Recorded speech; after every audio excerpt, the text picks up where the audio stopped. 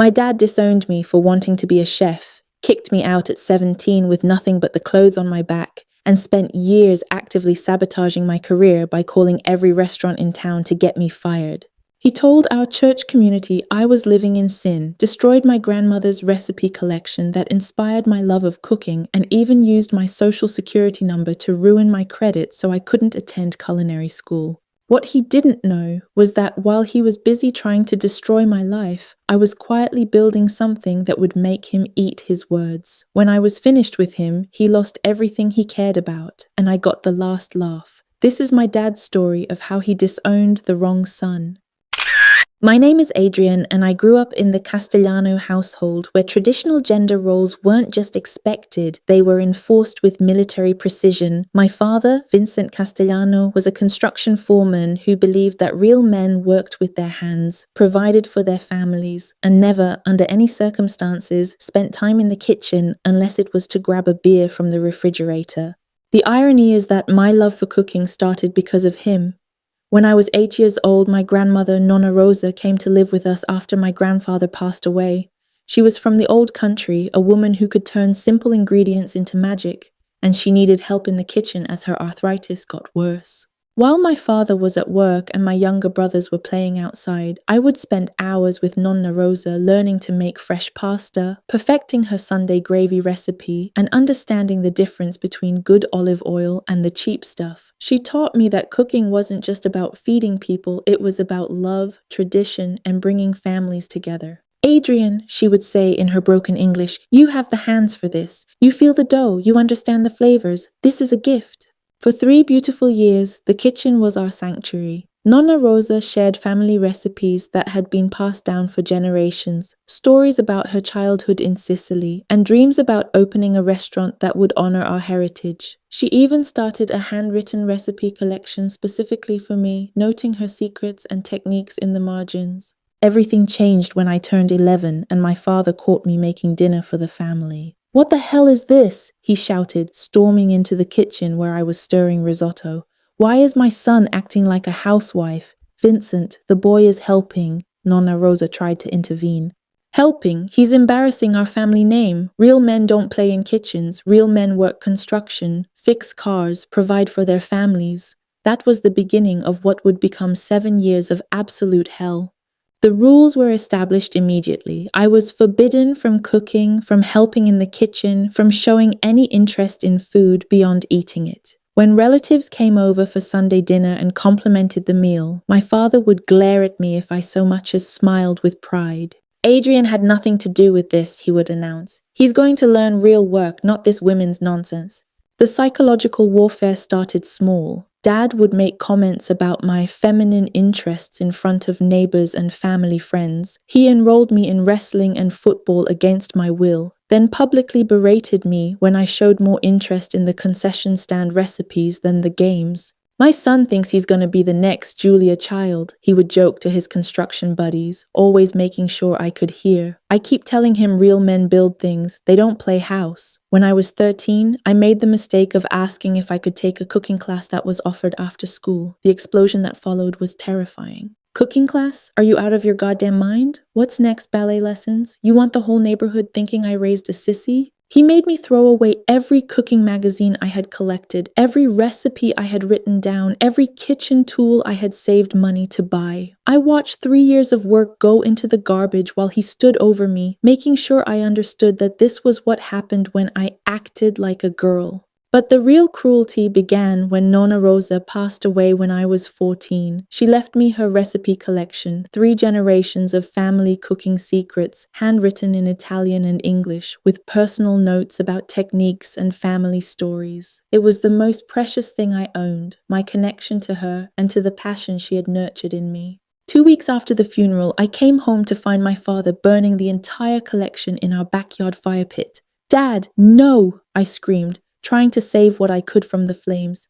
"This stops now," he said, holding me back as decades of family history turned to ash. "She filled your head with this garbage, but she's gone now. Time for you to learn what it means to be a man."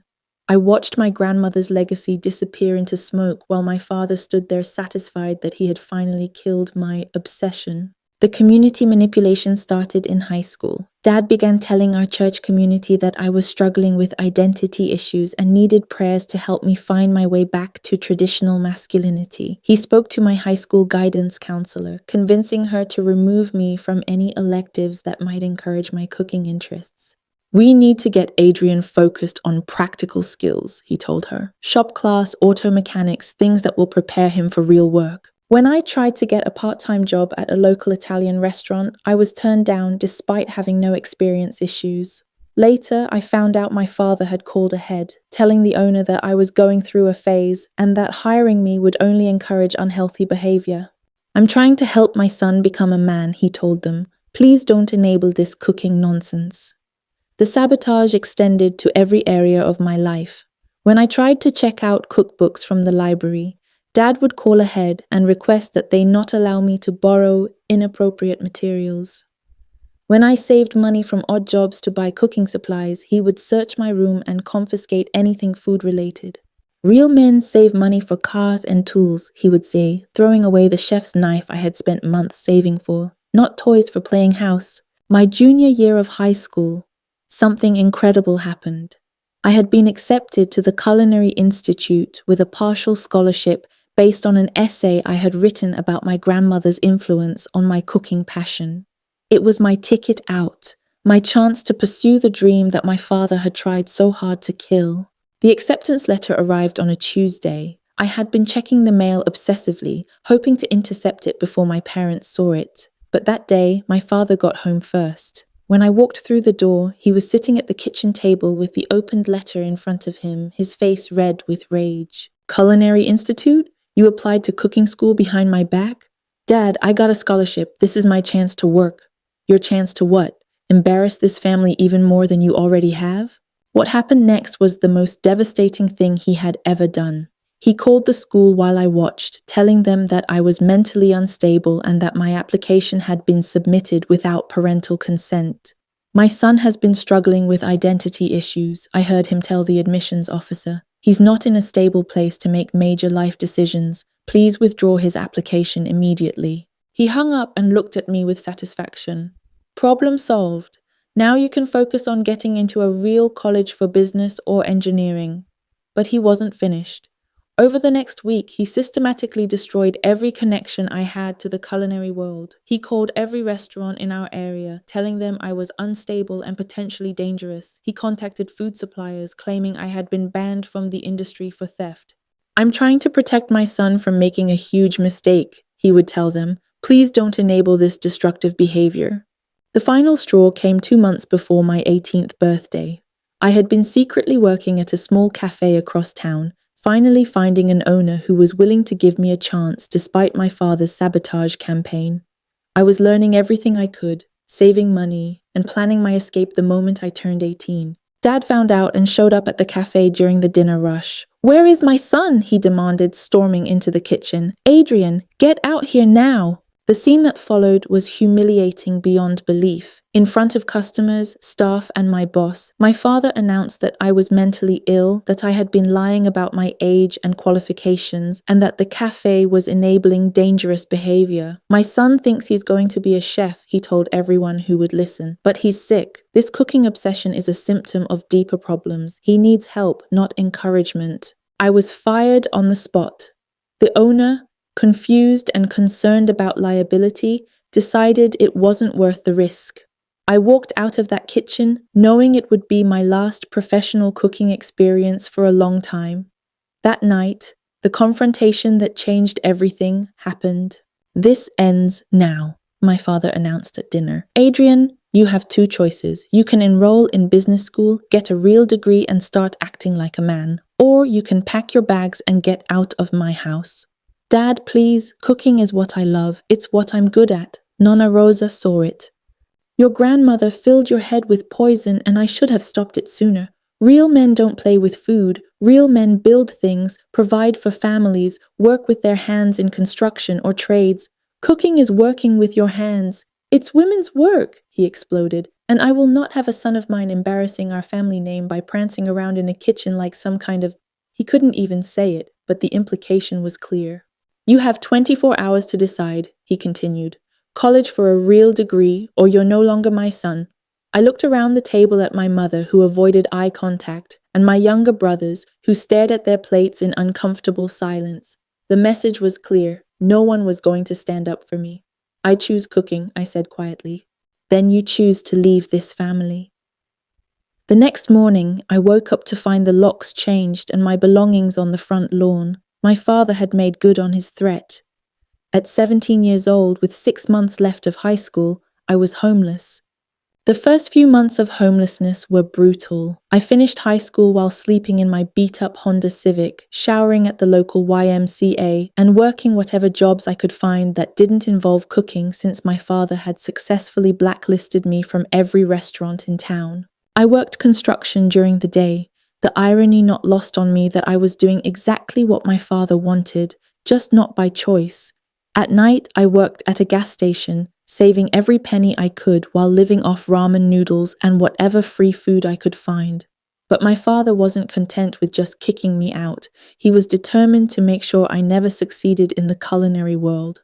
When I tried to apply for student loans to attend a community college culinary program, I discovered that my credit had been ruined. Someone had opened credit cards in my name and defaulted on payments. It didn't take a genius to figure out who had access to my social security number and enough personal information to commit identity theft. I confronted him about it in the parking lot of his construction site. "Dad, you ruined my credit. How am I supposed to go to school now?" "School for what? Cooking." He laughed in front of his co-workers. "I did you a favor. Now you can't waste money on that fantasy nonsense. You committed fraud. That's illegal. Prove it. And even if you could, who's going to believe the word of a homeless kid against a respected businessman?" His co-workers were watching this exchange, and I could see the satisfaction in his eyes as he humiliated me one more time. This was what he wanted, to show everyone that I was nothing, that I had failed at life because I chose the wrong path. But what my father didn't know was that I had been cooking in secret. Late at night, after my gas station shift ended, I would drive to a 24-hour laundromat that had a small kitchen area for customers.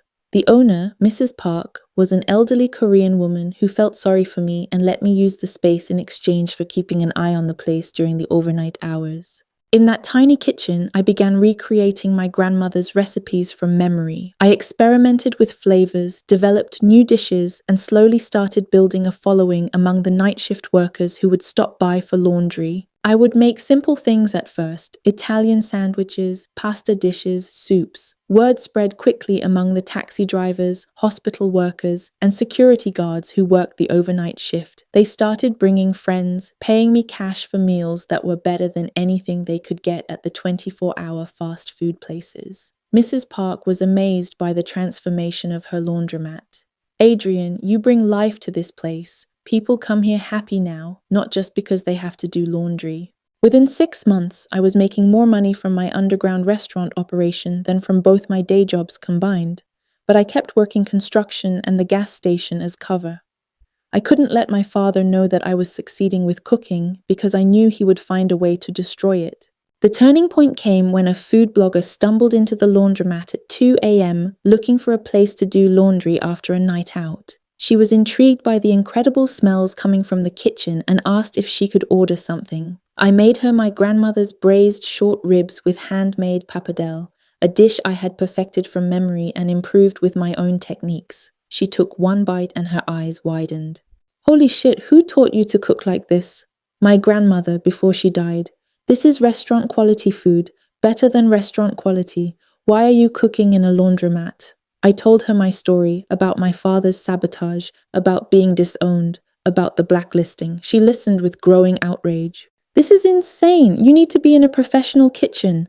"I've tried. My father made sure that's impossible." She pulled out her business card. "Sarah Chen, food writer for the city's Alternative Weekly and a freelance contributor to several national food magazines. I want to write about this, about your food, your story. Would you be okay with that?"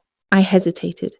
Publicity would mean my father would find out about my success, but I was tired of hiding, tired of being afraid of what he might do.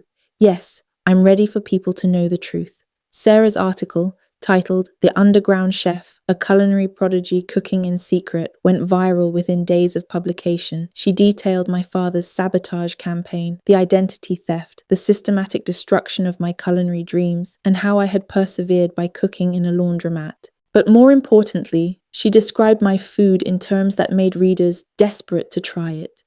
Adrian Castellano cooks with the passion of someone who has been denied his calling for too long. His braised short ribs are better than anything I've had at restaurants charging $40 for similar dishes. His handmade pasta shows technique that takes most chefs years to master. This young man isn't just a good cook, he's a culinary artist working in exile. The response was immediate and overwhelming. Food lovers from across the city started showing up at the laundromat. Local chefs came to see what the fuss was about and left stunned by the quality of food coming out of that tiny kitchen. Within 2 weeks, I had 3 job offers from respected restaurants whose owners had managed to track down my real story despite my father's sabotage campaign. I chose to work with Chef Martinez at Nonna's Kitchen, an upscale Italian restaurant that specialized in traditional recipes with modern techniques. He offered me a position as a line cook with the understanding that I would advance quickly based on merit. "Your father called here 6 months ago," Chef Martinez told me during my interview. "He said you were unstable and potentially dangerous. But Sarah's article tells a different story, and your food speaks for itself." Within 3 months, I was promoted to sous chef. Within 6 months, I was running the kitchen when Chef Martinez wasn't there. The restaurant's reviews improved dramatically, and several food critics specifically mentioned the elevated quality of the traditional Italian dishes. But I was still operating under the radar, using the name Adrian M. instead of my full last name, working at a restaurant my father didn't know about. I wasn't ready for the full confrontation yet. I was building something bigger. 2 years into working at Nonna's Kitchen, something incredible happened. A producer from the Food Network had read Sarah's original article and had been following my career progression. She reached out with an opportunity that would change everything. "We want you to audition for our new show, Rising Stars. It's a competition for young chefs who have overcome significant obstacles to pursue their culinary dreams."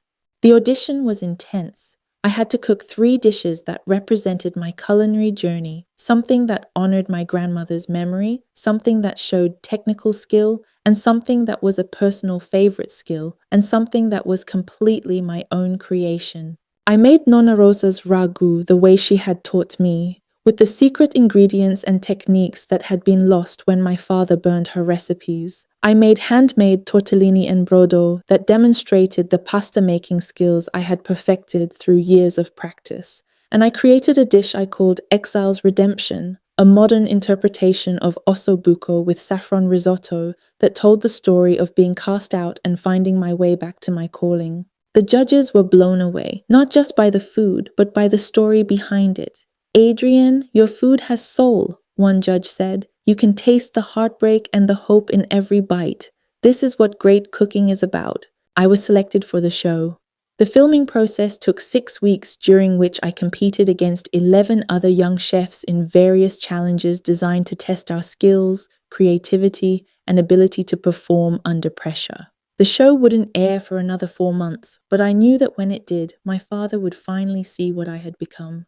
During the filming, something amazing happened in the final challenge. We were asked to create a tasting menu that told our personal story. I decided to go all in with dishes that honored my grandmother's memory, while showcasing everything I had learned during my years of struggle. The menu included my recreation of Nonna Rosa's Sunday gravy, made with her secret technique that I had memorized as a child. I served it with handmade cavatelli and told the story of learning to cook at her side before my father destroyed her recipe collection. I also made a dish I called Forgiveness, a delicate seafood risotto that represented my hope for eventual reconciliation with my family, even after everything they had done to me. The judges' response was emotional. 2 of them actually cried while tasting the food and hearing my story. "Adrian, this isn't just cooking. This is storytelling through food at the highest level. You've taken pain and transformed it into something beautiful." I won the competition. The prize included $50,000, a scholarship to any culinary school in the country, and the opportunity to work with a celebrity chef mentor for 6 months. But more importantly, it meant that when the show aired, millions of people would hear my story and taste my food, including my father. The episode featuring my victory was scheduled to air on a Tuesday night in November, exactly 4 years after my father had burned my grandmother's recipes and told me I would never amount to anything in the culinary world.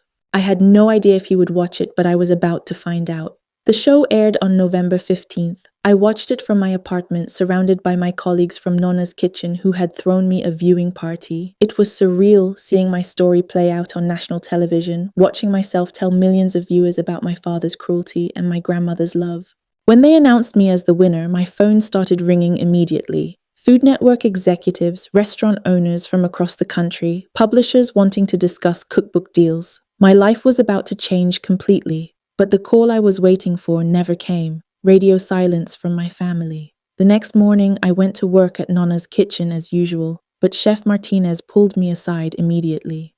"Adrian, we need to talk. Your father showed up here an hour before we opened, demanding to see you." My stomach dropped. "What did he say?" "He was furious, screaming about how you had embarrassed the family on national television, how you had made him look like a monster. He demanded I fire you immediately." "And?" Chef Martinez smiled. "I told him to get the hell out of my restaurant before I called the police. But Adrian, he's not done. He said he was going to make sure everyone in the city knew what kind of person you really were." The sabotage campaign began that same day, but this time it backfired spectacularly. My father started calling local newspapers and radio stations, trying to tell his side of the story. He claimed I was lying about the abuse, that I had been a troubled teenager who refused to follow family values, and that my success was built on false narratives designed to gain sympathy. "My son has always been manipulative," he told a local radio host who had called to interview him about having a Food Network winner in the family. "He's making our family look bad with these lies about being disowned. We never kicked him out. He chose to leave because he didn't want to follow our rules." But the media wasn't buying it. Sarah Chen, the food writer who had originally discovered me, wrote a devastating follow-up article that included documented evidence of my father's sabotage campaign. She had interviewed the restaurant owners he had called, the culinary school admissions officer who remembered his call about my mental stability, and even Mrs. Park from the laundromat who testified to my character and work ethic. The article was titled, "The Father Who Tried to Destroy His Son's Dreams, New Evidence of Systematic Sabotage." It included details I had never made public, screenshots of online reviews my father had posted under fake names, claiming I was dangerous and unstable, phone records showing calls to dozens of restaurants and culinary schools, even testimony from neighbors who had witnessed him burning my grandmother's recipes. The response was swift and brutal. The local construction union, where my father was a longtime member, launched an investigation into his conduct after receiving dozens of complaints from members who had watched the Food Network show. Several contractors who had hired his company cancelled their contracts, saying they didn't want to work with someone who would sabotage his own child. But the real destruction began when the story went national. Food Network promoted my episode heavily, and it became one of their most watched competition show episodes ever. The contrast between my culinary skills and my father's cruelty resonated with viewers across the country. Justice for Adrian started trending on social media, with thousands of people sharing their own stories of family members who had tried to crush their dreams. Within a week, my father's construction company had lost over half its contracts. Clients were cancelling projects, saying they couldn't support a business owned by someone who had been so cruel to his own child. The local newspaper ran a story about the economic impact of the controversy, describing how community outrage was affecting his livelihood. My mother called me for the first time in 4 years. "Adrian, please, your father is devastated. The business is falling apart. People are saying horrible things about our family." "What did you expect would happen, Mom? You watched him destroy my life for years and said nothing. I tried to stop him sometimes, but you know how he is when he makes up his mind. You watched him burn Nonna Rosa's recipes. You watched him kick me out at 17. You watched him ruin my credit and sabotage my career. And you did nothing. He's your father, Adrian. Families are supposed to forgive each other. Families are supposed to support each other. Where was that support when I needed it?" She started crying. The whole neighborhood is talking about us. People cross the street to avoid us. Your father can't even go to church anymore because everyone stares. Good. Maybe now he understands what it felt like when he told the church community I was living in sin for wanting to cook. The vindication felt incredible, but it was just the beginning. 2 weeks after the show aired, I received a call that changed everything. Tom Colicchio's restaurant group wanted to offer me a position as executive chef at a new restaurant they were opening. The salary was more than my father made in his best years running his construction company. But the sweetest revenge came when I received an unexpected visitor at Nonna's kitchen. My youngest brother Michael, who had been only 12 when I was kicked out, showed up during my lunch prep one Tuesday afternoon. He was now 16, taller than I remembered, and looked uncomfortable but determined. Adrian, it's Mike, your brother. I stopped chopping onions and stared at him. Mike, what are you doing here? I wanted to apologize for not standing up for you back then. I was scared of Dad, but that's no excuse. We talked for over an hour. He told me that the house had been miserable since I left, that Dad had become even more controlling and angry. He told me that he had always admired my cooking, that he remembered how happy I was when I was helping Nonna Rosa in the kitchen. Dad forbid us from ever mentioning your name after you left, but I never forgot the risotto you made that one time. It was the best thing I'd ever tasted. You remember that? I remember everything, how he made you throw away your cooking stuff, how he burned Nonna's recipes, how he screamed at you for wanting to be a chef. Mike looked around the restaurant kitchen with obvious awe. This is amazing, Adrian. You made it despite everything he did to stop you. What's he like now, after the show aired? Broken. The business is basically gone. He sits in his chair all day, watching the news and getting angrier. Mum tries to get him to apologize to you, but he says he did nothing wrong. And what do you think? I think he's an asshole who tried to destroy his own son because he was too stupid to see how talented you are. Hearing those words from my little brother meant more than any Food Network victory ever could. Mike visited me every few weeks after that, always in secret because he knew Dad would explode if he found out. I taught him some basic cooking techniques, shared stories about Nonna Rosa that he was too young to remember clearly, and slowly began to build a relationship with the one family member who had chosen to see the truth. 6 months after the show aired, the final blow came to my father's empire. The IRS launched an investigation into his business practices after receiving anonymous tips about potential tax evasion. It turned out that his sabotage campaign had attracted the attention of people who looked more closely at his own conduct. They found years of unreported income, fraudulent deductions, and yes, evidence of the identity theft he had committed against me. He was charged with tax evasion and identity theft. The man who had tried to destroy my life was facing federal prison time. The local newspaper covered the story with obvious irony. Construction boss who sabotaged son's culinary dreams faces federal charges. That same week, I appeared on the Food Network again, this time as a guest judge on another competition show. During the episode, I talked about the importance of supporting young people's dreams, even when those dreams don't align with traditional expectations. The greatest tragedy, I told the contestants, is when someone with real talent is discouraged from pursuing their passion because others can't see their vision.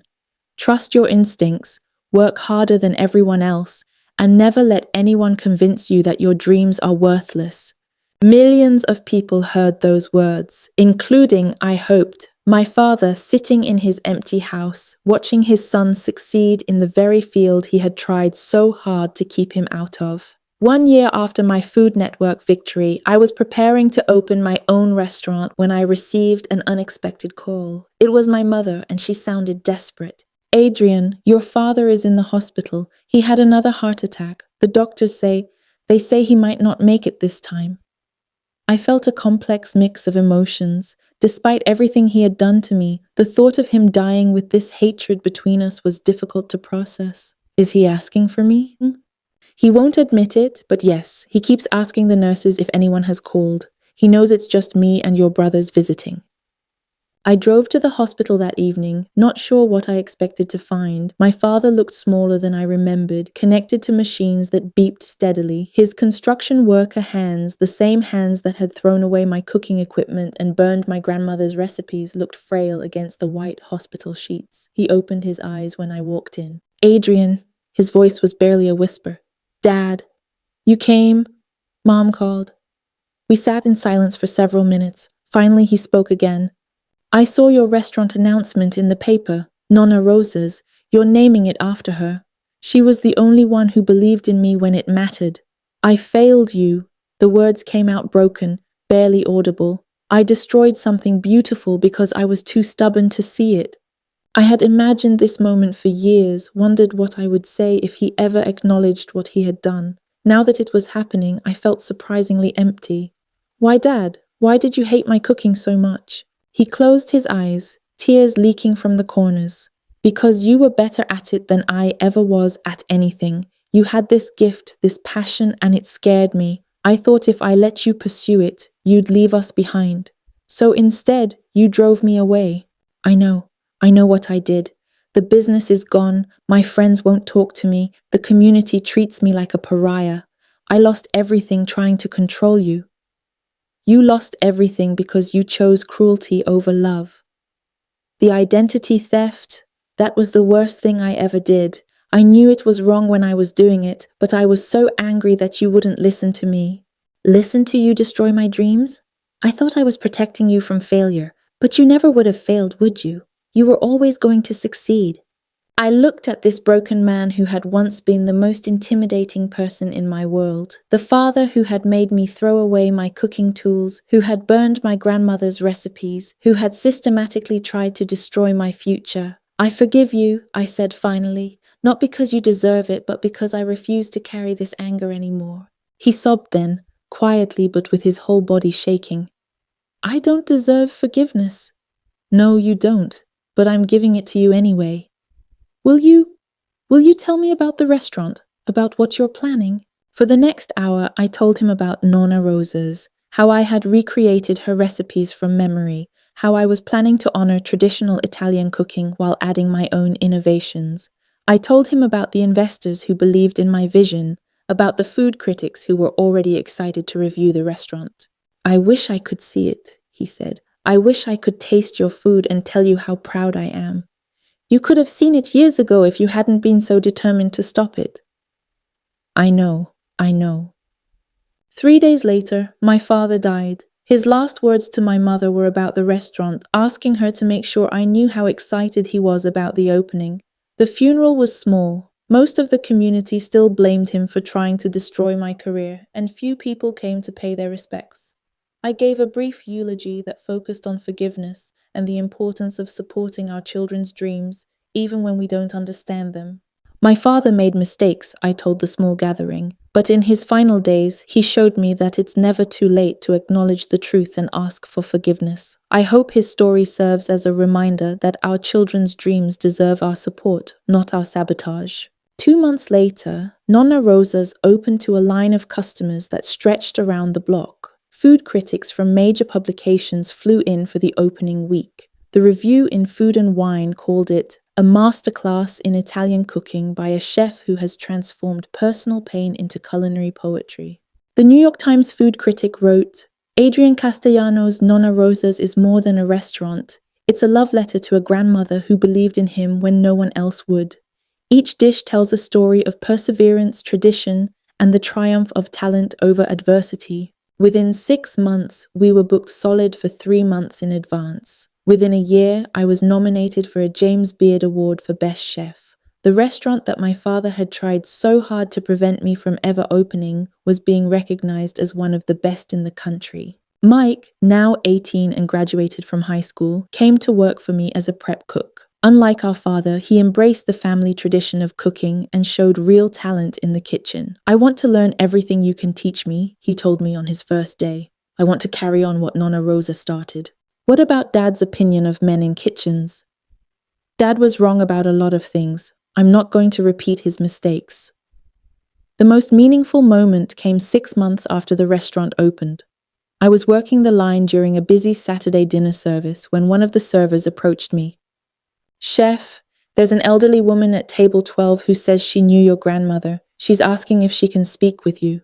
I went to the table and found a woman in her 80s with kind eyes and hands that looked like they had spent decades working with food.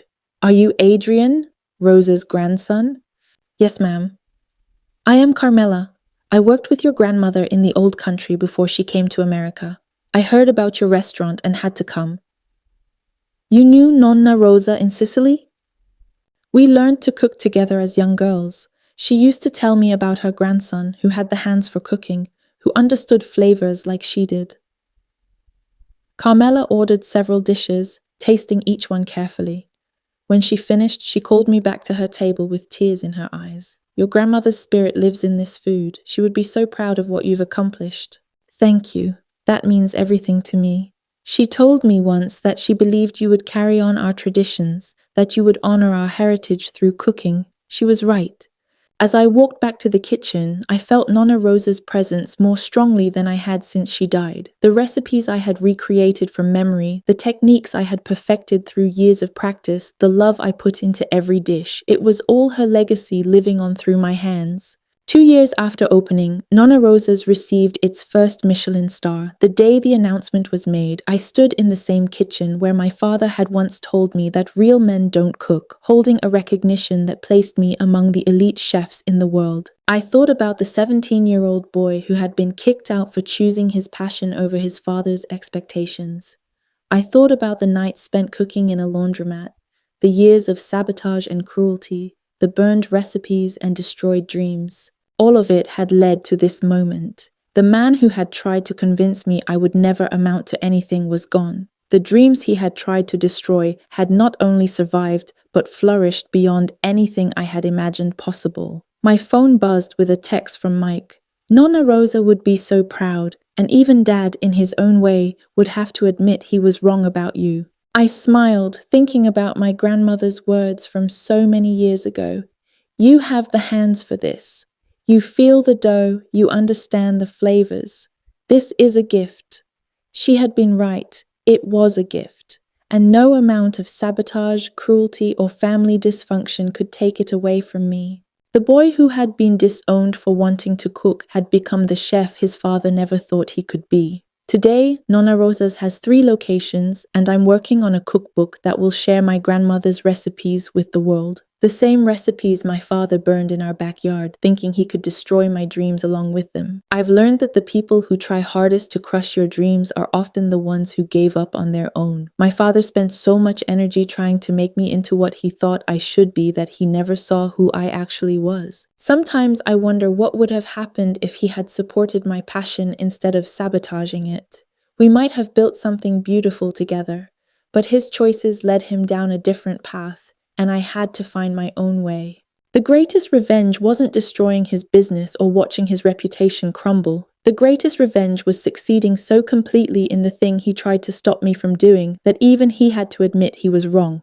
If you're dealing with family members who don't believe in your dreams, remember this. Their limitations don't have to become yours.